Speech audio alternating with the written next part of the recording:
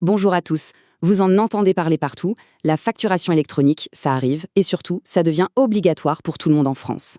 Alors oui, c'est une sacrée transformation, on ne va pas se le cacher. Mais est-ce que ça doit être compliqué pour autant? Absolument pas. Pendant les quelques minutes qui suivent, on va décortiquer ensemble cette réforme. Et vous allez voir comment, avec ces trains informatiques, cette transition peut se faire de manière vraiment simple et fluide. Alors, voilà le programme. On va commencer par la base. Pourquoi est-ce qu'on change tout ça? Ensuite, on verra très concrètement quelles sont vos nouvelles obligations légales. Après ça, on s'attaquera au jargon. Vous savez, les fameux PPF, PDP, ROD. Promis, ça sera clair. Puis, bien sûr, on vous montrera comment notre solution Euragro s'intègre là-dedans. Et enfin, on verra comment être prêt pour l'avenir, ensemble. C'est parti. Allez, on rentre dans le vif du sujet. La première question, et c'est la plus importante pour bien comprendre, c'est pourquoi? Pourquoi est-ce que l'État a décidé de lancer cette grande réforme et de rendre la facturation électronique obligatoire pour toutes les entreprises? En fait, il y a 4 grands objectifs derrière tout ça. Le premier, c'est de simplifier la vie des entreprises. On parle de moins de paperasse, de processus automatisés et potentiellement de paiements plus rapides. Ensuite, l'idée, c'est aussi de faciliter les déclarations TVA avec un système de pré-remplissage.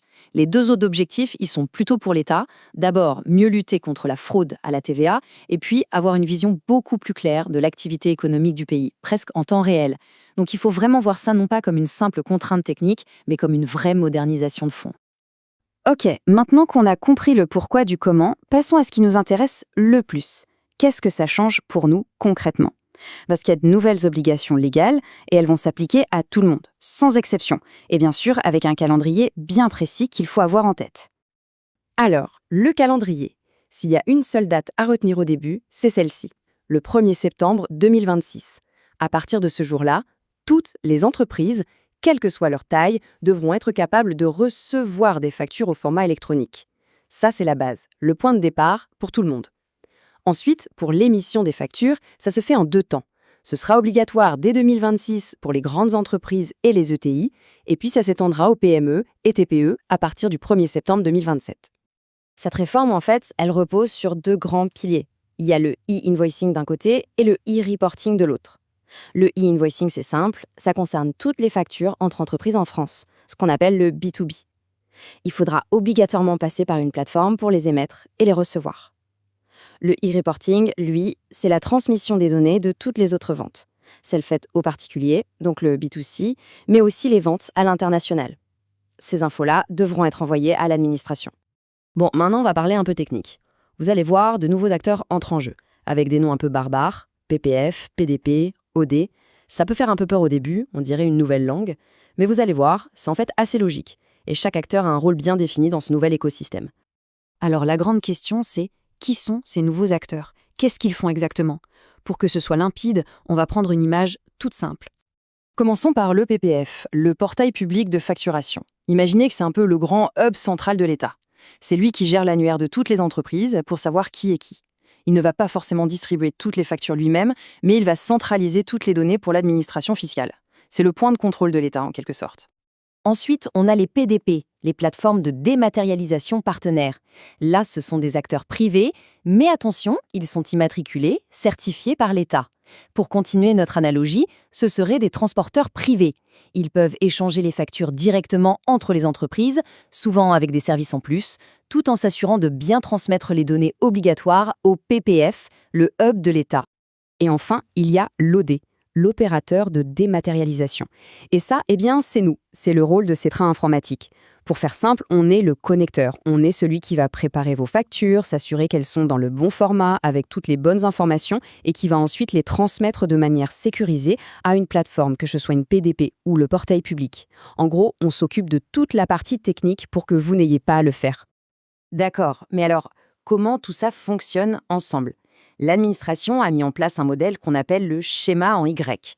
Et ce nom, il est très bien trouvé parce qu'il décrit parfaitement comment les informations vont circuler. Regardez ce schéma, c'est très visuel. L'entreprise qui vend, le fournisseur, envoie sa facture à sa plateforme. Et c'est là que le Y se forme. Le flux se sépare en 2 branches. Une branche part vers la plateforme du client pour que la facture soit traitée et payée. L'autre branche, elle, part directement vers le portail de l'État, le PPF, avec toutes les données de facturation. C'est ce double circuit qui est vraiment la clé de voûte de toute la réforme. Bon, tout ça, c'est la théorie. Mais en pratique, comment ça se passe? Et surtout, comment est-ce que nous, chez Cetra, avec notre ERP Euragro, on s'intègre dans ce schéma pour que tout soit transparent pour vous? Et il faut bien comprendre que ce rôle d'opérateur de dématérialisation, ce n'est pas quelque chose qu'on a inventé. C'est prévu noir sur blanc dans les textes officiels de la réforme. L'administration fiscale a bien spécifié qu'un OD comme nous peut agir au nom de l'entreprise pour gérer ses flux. Notre position est donc totalement officielle et pensée pour faire le lien entre votre gestion et les plateformes. Alors, concrètement, comment Euragro joue ce rôle d'OD? C'est très simple, ça se passe en 3 temps. D'abord, directement depuis votre ERP, Euragro génère les factures dans le bon format, avec toutes les mentions obligatoires. Ensuite, il s'occupe de la transmission, de manière totalement sécurisée, vers notre plateforme partenaire, la PDP. Et enfin, et ça c'est très important, il fait le chemin inverse. Il récupère les statuts de la facture, est-ce qu'elle a été reçue, validée, mise en paiement, et il réintègre ces informations directement dans votre suivi. Le tout de façon automatique. Du coup, pour vous, les avantages sont clairs. Premièrement, il n'y a aucune démarche complexe à faire. Pas besoin d'aller chercher et de choisir une PDP, ni de vous soucier des aspects techniques de connexion. Deuxièmement, la conformité est directement intégrée dans Euragro, l'outil que vous connaissez et utilisez déjà tous les jours. Et le plus important, vous conservez un seul et unique interlocuteur pour toutes vos questions. C'est toujours votre équipe Cetra qui vous accompagne. Voilà, on arrive au bout de cette présentation. Pour conclure, on va juste résumer les points vraiment essentiels à garder en mémoire. Si on devait retenir 4 choses, ce serait celle-ci. Premier, la réforme est obligatoire pour tout le monde et les dates approchent vite. Secondo, oui, le nouvel écosystème a l'air complexe, mais votre rôle en tant qu'entreprise, lui, peut rester très simple. Tertio, c'est précisément le but d'Euragro en tant qu'audif, prendre en charge cette complexité pour que vous n'ayez pas à le faire. Et enfin, le plus important, vous n'êtes pas seul. Toute l'équipe Cetra est là pour vous accompagner. Cette transformation est une étape majeure, c'est certain.